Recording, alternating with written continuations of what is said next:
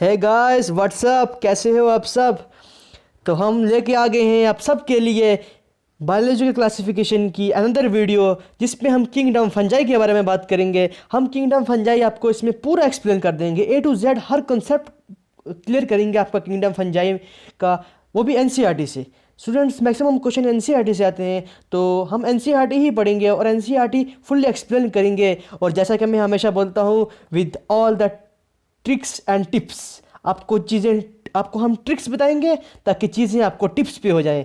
तो बहुत बहुत शुक्रिया, मैं बहुत बहुत थैंकफुल हूँ आप सभी का। आपने मेरी पहली वीडियो को भी इतना प्यार दिया, दूसरी वीडियो को भी आप प्यार दे रहे हैं, और मैं उम्मीद करूँगा कि आपको मेरी ये वीडियो भी पसंद आएगी, इंशाल्लाह ज़रूर पसंद आएगी। तो हम बात करते हैं किंगडम फंजाई पे। तो स्टूडेंट्स, किंगडम फंजाई के बारे में अगर हम बात करें तो kingdom fungi constitute a unique kingdom of heterotrophic organism. जैसा कि एनसीईआरटी की पहली लाइन हमें यही बोल रही है कि जो किंगडम फंजाई है उसमें जो सिर्फ और सिर्फ हेटेरोट्रॉफिक ऑर्गेनिज्म होते हैं। जो भी किंगडम फंजाई में हम ऑर्गेनिज्म को जिनको भी क्लासीफाई करते हैं, दैट ऑर्गेनिजम्स आर हेटेरोट्रॉफिक। सबसे पहली चीज़ हमें ये चीज़ क्लियर करनी है कि जो भी ऑर्गेनिज्म है वो हेटेरोट्रॉफिक है। ओके स्टूडेंट्स, ठीक है। तो अब दूसरी चीज़ जो है, दे show a great diversity in morphology and habitat. अब इसका मतलब ये है कि उनकी मतलब वो दे शो ए ग्रेट डाइवर्सिटी, मतलब वो उनकी डाइवर्सिटी बहुत ज़्यादा है। मॉर्फोलॉजी में भी मतलब वो उनका एक्सटर्नल अपीयरेंस भी में बहुत डिफरेंट टाइप के एक्सटर्नल अपीयरेंस है, और उनका हैबिटेट भी बहुत डिफरेंट टाइप का है। You must have seen students, you must have seen fungi on A moist bread and rotten fruit.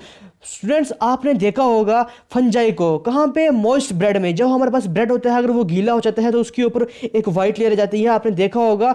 तो वो फंजाई होती है स्टूडेंट्स। और रोटन फ्रूट्स, जो फ्रूट्स खराब हो जाते हैं माय डियर स्टूडेंट्स, उनके ऊपर भी जो वाइट कलर की लेयर लग जाती है, दैट इज फंगस, वो एक फंजाई है my dear students. The common fungus you eat are toadstools. So the common mushroom you eat and toadstool are also fungus. Students, जो आप कॉमन मशरूम खाते हैं घर में, जिसे मशरूम की सब्जी बनाते हैं, और जो टूडस्टोल होता है वो भी फंगस है। वो टूडस्टोल मशरूम भी फंगस है। White spots seen on mustard leaves, जो हमारे पास मस्टर्ड लीव्स है, मस्टर्ड प्लांट के लीव्स होते हैं, उनके ऊपर जो वाइट स्पॉट्स हमें दिखते हैं, दैट इज आल्सो फंगस, वो भी फंगस है। और वो कौन सा फंगस है? That is a parasitic fungus. वो एक पैरासिटिक फंगस है माय डियर स्टूडेंट्स। अच्छा, तो हम आगे बात करते हैं। Some unicellular fungus example yeast are used to make bread and beer. My dear students, बड़ी ही इंपॉर्टेंट बात है, ये बहुत ही इंपॉर्टेंट चीज़ है कि आपसे एग्जामिनर सवाल पूछ सकता है कि कौन सा which is the only fungus which is unicellular remaining. तो आप इसका आंसर देंगे कि यूनिसेलुलर फंगस इज यीस्ट, जो है yeast is the only fungus which is unicellular. My dear students, ये चीज़ आप नोट कर लें कि बाकी सारी फंगस जो होती हैं दैट इज मल्टी सेलुलर, सिर्फ एक यीस्ट ही ऐसी फंगस है दैट इज यूनिसेलुलर। ये क्वेश्चन इंपॉर्टेंट है, एग्जाम में आ सकता है। Are used to make bread and beer, और ये यीस्ट को हम किस लिए यूज़ करते हैं? ताकि हम ब्रेड बना सकें और बियर बना सकें। इसका प्रोसेस हम आगे पढ़ते हैं, हमारे पास एक चैप्टर आता है माइक्रोब्स 12th क्लास में, उसमें हम ये चीज़ पढ़ते हैं। अब आगे बात करते हैं हम अदर फंजाई क्या cause disease in plants and animals. अब कुछ फंगस ऐसी भी होती हैं जो डिजीज़ कॉज करती हैं। किस में डिजीज़ कॉज करती हैं माय डियर स्टूडेंट्स? प्लांट्स में भी डिजीज़ कॉज करती हैं और एनिमल्स में भी डिजीज़ कॉज करती हैं माय डियर स्टूडेंट्स। अब हम कुछ डिजीज़ का नाम हम याद रखना है स्टूडेंट्स। एग्जाम में ये नहीं पूछेगा कि प्लांट में डिजीज़ कॉज करती है, एनिमल में कॉज करती हैं। अब हमें एक जो डिजीज़ है उसका हमें नाम याद करना है। वीट रस्ट जो एक डिजीज़ है वो पुकाइना में होती है, वो फंगस करता है। वीट रस्ट कॉजिंग पुकाइना, जो वीट रस्ट डिजीज़ है जिससे पुकाइना हो जाता है, इज एन इंपॉर्टेंट एग्जाम्पल। हमें एग्जाम्पल स्टूडेंट्स याद कर लेनी, जैसे मैंने यहाँ पे लिखा हुआ भी है। जैसे देखो, मैंने ये चीज़ आपको बताई है, आप इसका स्क्रीनशॉट ले सकते हैं कि जो वाइट सपोर्ट है वो एक पैरासिटिक फंगाई है, और जो वीट रस्ट है वो वीट रस्ट पुकाइना डिजीज़ करता है। जो वीट रस्ट है वो पुकाइना डिजीज़ करता है स्टूडेंट्स, माय डियर स्टूडेंट्स। अब हम आगे बात करते हैं फंजाई आर कॉस्मोपोलिटन। मतलब फंजाई आर कॉस्मोपोलिटन का मतलब ये हुआ कि फंजाई हमें हर जगह पाए जाते हैं। कॉस्मोपोलिटन मतलब they are found everywhere, occur in air, water, soil and animals and plants. मतलब कि हम उनको वो हर जगह पा सकते हैं। हम वो फंगस हर जगह पाए जाते हैं। They prefer to grow in warm and humid places. My dear students, ये एक बहुत ही इंपॉर्टेंट बात है कि फंगस कहाँ पे ग्रो करते हैं। My dear students, fungus grow करते हैं वार्म गर्म जगह पे और ह्यूमिड प्लेसेस पे मैक्सिमम फंगस ग्रो करते हैं। हमने देखा भी होगा जो हमारे पास ब्रेड वगैरह होते हैं वो मैक्सिमम जब उनको हाई टेम्परेचर पे रखा जाए या फ्रिज से निकाल के कहीं बाहर रखा जाए तभी हम जो सामान घर का सामान है वो हम फ्रिज में रखते हैं। क्यों? ताकि वहाँ पर टेम्परेचर जो है वो काफ़ी लो होता है और फ्रिज के बाहर टेम्परेचर गर्मी में काफ़ी हाई होता है तो फंगस लगने के चांसेस बहुत ज़्यादा हैं। क्यों ऐसा क्यों करते हैं? क्योंकि हमें पता है कि जो फंगस है वो ग्रो होता है वार्म एंड ह्यूमिड प्लेसेस पे। अब स्टूडेंट्स यही चीज़ यहाँ पे भी एनसीईआरटी में भी डिफाइन की गई है। Have you ever wondered why we keep food in refrigerator? Yes, it is to prevent food from going bad due to bacterial and fungal infection. यही चीज़ एनसीईआरटी मेजर कर रहा है। माय डियर स्टूडेंट्स, आपको ऐसी एनसीईआरटी कहीं नहीं मिलेगी। ऐसे आप बस मेरा सपोर्ट कीजिए, मुझे इस चैनल को बढ़ाइए, ग्रोथ करिए इस चैनल की, ताकि इस चैनल की भी ग्रोथ हो और आपको ऐसे ऑसम वीडियोस हर रोज़ मिलते रहें। अब latest tricks and tips chemistry में भी फिजिक्स में भी आपको हम देंगे, बट उसके लिए आपको हमारा चैनल सब्सक्राइब करना होगा, हमारे चैनल को लाइक करना होगा। अब हम अगली बात करते हैं with the exception of yeast which is unicellular. मैंने स्टूडेंट्स आपको ये चीज़ ऊपर बता दी थी कि यीस्ट इज़ यूनिसेलुलर, तो ये एक एक्सेप्शन है। ये और एग्जाम में एक्सेप्शन ही पूछी जाती है। Exception of yeast which are unicellular are filamentous which are unicellular fungi और फिलामेंटस। अब ये कहना चाह रहा है कि with the exception of yeast को छोड़ के जो यूनिसेलुलर है बाकी सारी फंजाई फिलामेंटस हैं। फिलामेंटस का मतलब होता है वो फिलामेंट फॉर्म करती है, वो मल्टी सेलुलर है।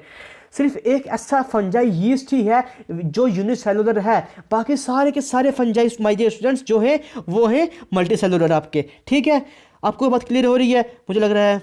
ओके माय डियर स्टूडेंट्स, अब हम आगे बात करते हैं। अब जो इंपॉर्टेंट बात है आगे वो ये है कि their body consist of long cylinder thread like structure called hype.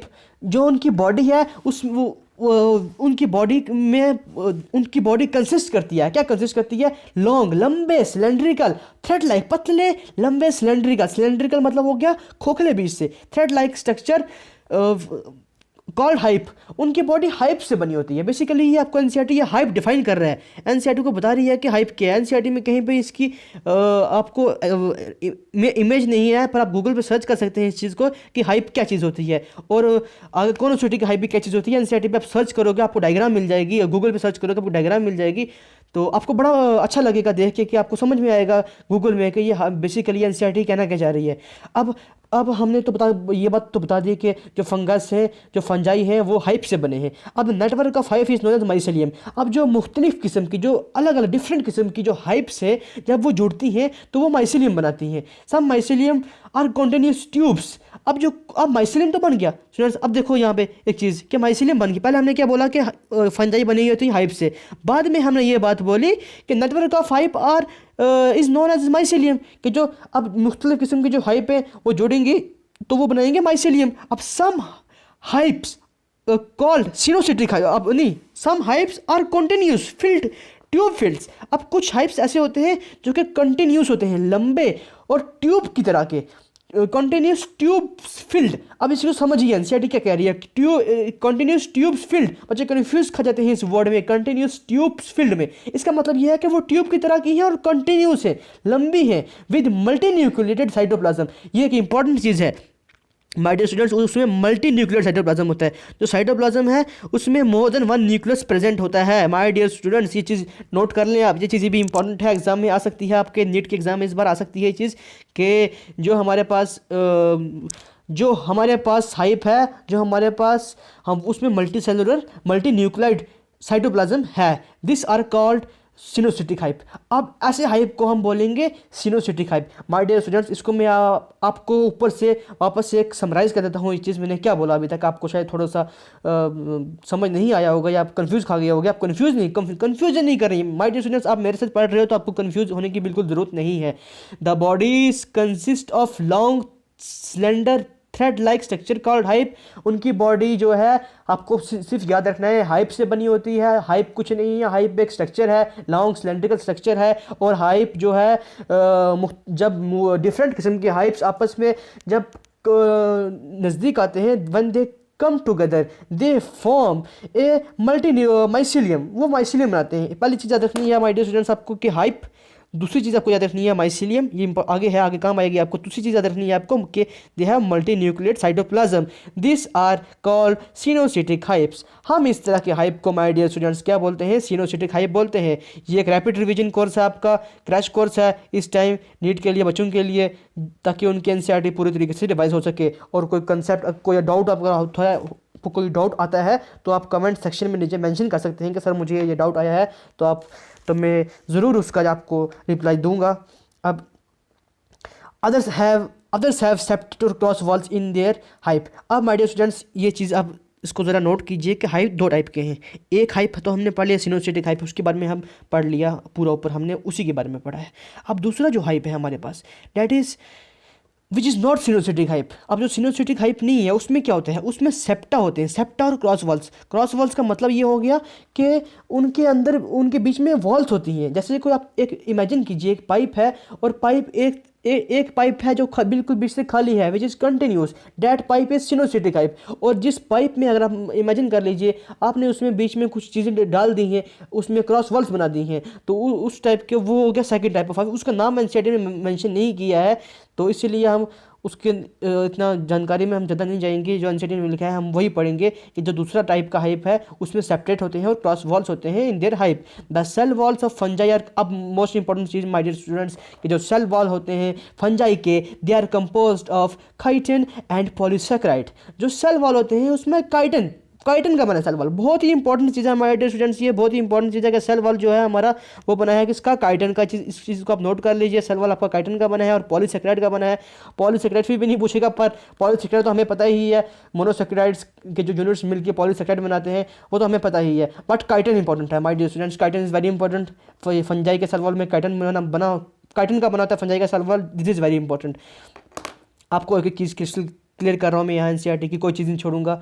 जो पीछे चार्ट एक हम स्किप करके आए हैं वो भी पढ़ेंगे हम फंजाई के बाद, फिर हम इसके बाद वायरसेस पे जाएंगे। अब हम आगे बात करते हैं, आगे एनसीईआरटी हमसे क्या कहना चाह रही है। अब देखो मैंने यहाँ लिखा है कि सिनोसिटिक हाइप मल्टी न्यूक्लियर साइटोप्लाज्म है, इसमें क्रॉस वॉल्स। आप इसका माय डियर स्टूडेंट्स आप इसका स्क्रीनशॉट ले सकते हैं।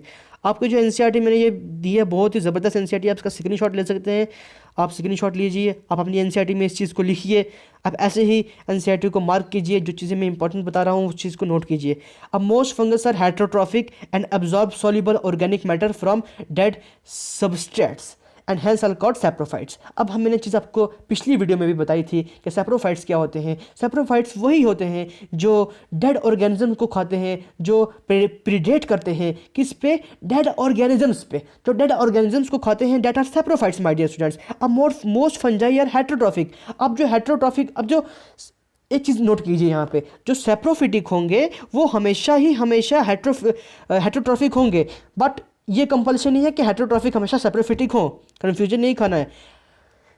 मतलब हेट्रोट्रॉफिक तो यही हो गया ना कि किसी और ऑर्गेनिज्म पे डिपेंड होना, बट अगर वो चीज़ किसी और ऑर्गेनिज्म, कोई और ऑर्गेनिज्म अगर डेड ऑर्गेनिज्म है तो उस टाइप के न्यूट्रिशन को हम बोलेंगे सैप्रोफाइट्स। यहाँ एनसीईआरटी में मेजर किया हुआ है, बिल्कुल साफ साफ लिखा हुआ है कि है एंड फंजाई है absorb soluble organic matter from dead substrates and hence are called saprophytes. Those that depends on living plants and animals are called parasites. अब वैसे फंगाई जो लिविंग प्लांट्स और एनिमल्स पे डिपेंड होते हैं उनको हम बोलते हैं parasite. They can also live as symbiotes. My dear students बड़ी इंपॉर्टेंट चीज़ है ये सिम्बायोटिक रिलेशनशिप। बच्चे इसमें बहुत कन्फ्यूजन खाते हैं, आपको कन्फ्यूज़ होने की ज़रूरत बिल्कुल भी नहीं है, क्योंकि आप मेरे चैनल पे आए हैं तो कन्फ्यूज़ होने की ज़रूरत बिल्कुल भी नहीं है।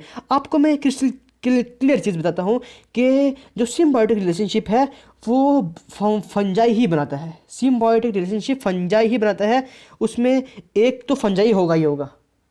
आप इस चीज़ को नोट कीजिए। बच्चे कन्फ्यूज़ कर जाते हैं, फंजाई है, एल्गी है, क्या है क्या नहीं है आपस में, हाँ जी प्लांट्स के, कन्फ्यूज़ नहीं। आप मेरी बात गौर से सुनिए, एक तो फंजाई है ही है, फंजाई है। अब फंजाई के साथ अगर फंजाई ने एल्गे के साथ मिलके सिम्बायोटिक रिलेशनशिप बनाया उसको हम बोलेंगे लाइकेंस। फंजाई ने अगर एल्गे के साथ मिलके सिम्बायोटिक रिलेशनशिप बनाया उसको हम बोलेंगे लाइकेंस। देखिए, अगर फंजाई ने प्लांट्स के साथ मिलके सिम्बायोटिक रिलेशनशिप बनाया उसको हम बोलेंगे माइकोराइजी। कुछ नहीं करना। Lichens are symbiotic relationship of fungi, एक फंजाई दूसरा algae. Mycorrhizae is symbiotic relationship with fungi and roots. कुछ नहीं करना आपने, फंजाई अगर एल्गे के साथ बनाएगा तो लाइकन्स, अगर फंजाई एल्गे को छोड़ के, अगर फंजाई हमारा फंजाई अगर प्लांट्स का साथ बनाएगा, प्लांट्स के रूट्स के साथ, roots of higher plants, higher plants का मतलब होता है जो ट्रीज वगैरह होते हैं उनके रूट्स के साथ बनाएगा तो माइक्रोराइजी। ये एक इंपॉर्टेंट चीज़ है, एग्जाम में आ सकती है, बच्चे कंफ्यूज कर जाते हैं, इसमें कन्फ्यूजन हो जाती है बच्चों को। तो मैंने बच्चों को क्लियर कर दिया है कि आपको कंफ्यूज होने की ज़रूरत नहीं है। हमने ऐसे याद कर लिया है कि fungi with algae lichens and fungi with roots of higher plants mycorrhizae. अब मोस्ट इंपॉर्टेंट चीज़ रिप्रोडक्शन कैसे होती है इनकी। रिप्रोडक्शन कैसे होती है कि reproduction in fungi can takes place by vegetative means. अब रिप्रोडक्शन, वेजिटेटिव रिप्रोडक्शन कैसे होगी, फ्रेगमेंटेशन से, फिजन से, बडिंग से। ये तीन है वेजिटेटिव रिप्रोडक्शन, आपको याद करनी है। आप इसको कैसे याद कर सकते हो माय डियर स्टूडेंट्स, आप इसको कैसे याद कर सकते हो, BFF। आजकल बहुत ट्रेंड चला है BFF का, बेस्ट फ्रेंड फॉर एवर। तो आप इसको ऐसे याद कर सकते हो कि फंजाई में जो वेजिटेटिव रिप्रोडक्शन है वो BFF है। BFF मतलब बडिंग, फिजन एंड फ्रेगमेंटेशन। ये एक ऑसम ट्रिक आपको मैंने बता दिया है, आप इसका स्क्रीनशॉट ले सकते हैं। ऐसी ट्रिक्स माय डियर स्टूडेंट्स आपको कहीं नहीं मिलेंगी, आप कहीं भी चले जाओ आपको ऐसी ट्रिक्स कहीं पे भी नहीं मिलेंगी, इस बात की मैं गारंटी देता हूँ आपको।